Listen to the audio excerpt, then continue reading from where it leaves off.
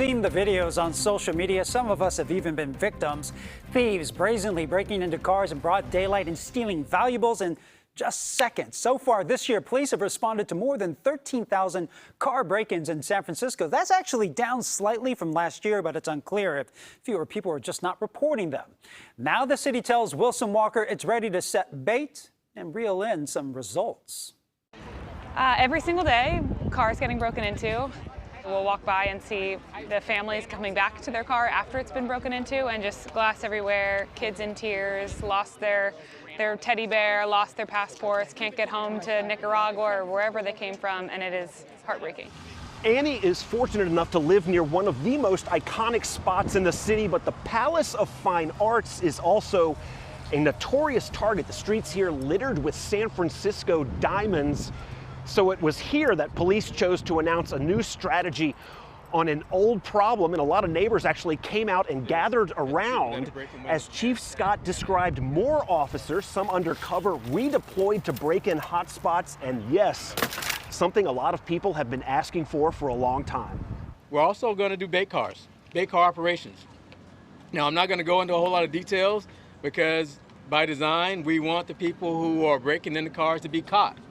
And bait cars, we believe, will do that. An expanded approach to identifying, tracking, and arresting smash and grab thieves is what the chief described in broad terms, hopefully serving as a deterrent and a way around direct interdiction, which police say is far more dangerous.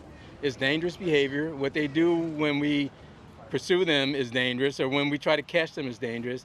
Beyond making arrests, the district attorney promised a kind of prosecutorial messaging for those who consider cars in San Francisco to be favorable targets. They have to learn, not only will the police arrest, but once that case is filed, something meaningful will happen on the back end to serve as a deterrent for future behavior. And so that's what we are trying to reinstill in San Francisco right now, is that not only will you be caught, but when you are prosecuted, there will be a consequence for that behavior.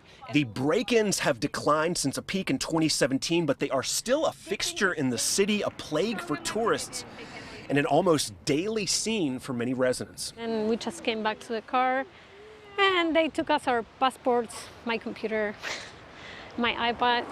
And when I see it now, I end up talking to the victims. I'm like, can I get you water? Can I get you a sandwich? Like, often they're waiting for 2 hours outside their car, hoping that police will come. I'm glad they're here today because most times they don't end up even showing up. Enough is enough. We have to do more. We have to hold people accountable. So why haven't police been using bait cars? I tried getting an answer for that today, and no one really seemed to have one. All I'm told is that they were not explicitly prohibited, so what changed, I do not know, but they will now become part of the toolkit in this expanded effort to get more aggressive and bring the numbers down, something police and the district attorney admit might take some time.